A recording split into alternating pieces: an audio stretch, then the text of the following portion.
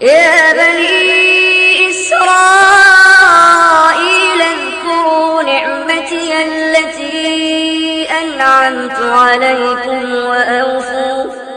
وأوفوا بعهدي أوف بعهدكم وإياي فارهبون وآمنوا بما أنزلت مصدقا لما معكم ولا تكونوا أول كافر به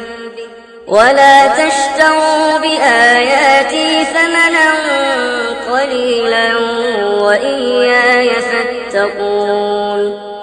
ولا تلبسوا الحق بالباطل وتكتموا الحق وأنتم تعلمون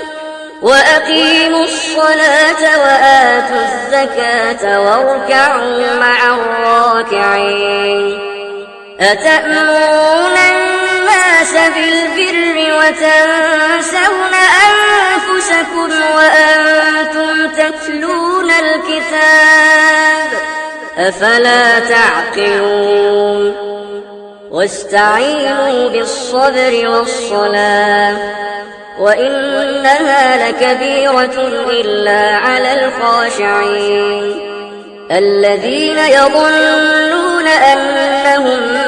ملاقو ربهم وأنهم إليه راجعون يا بني إسرائيل اذكروا نعمتي التي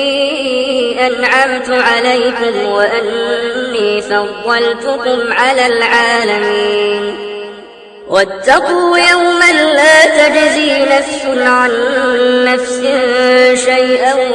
ولا يقبل منها شفاعة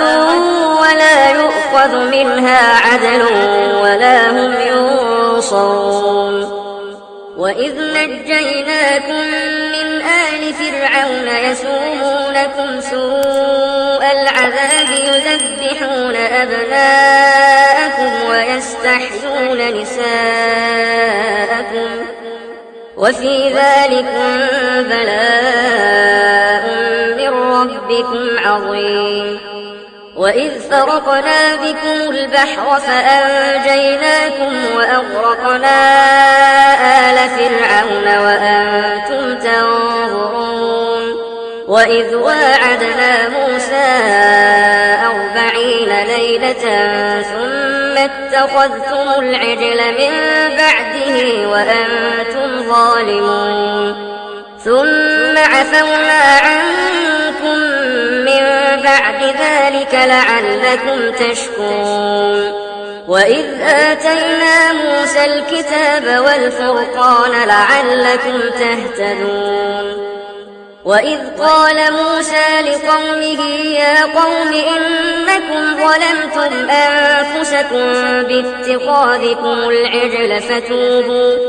فتوبوا إلى بارئكم فاقتلوا أنفسكم ذلكم خير لكم عند بارئكم فتاب عليكم إنه هو التواب الرحيم وإذ قلتم يا موسى لن نؤمن لك حتى نرى الله جهرة فأخذتكم الصاعقة وأنتم تنظرون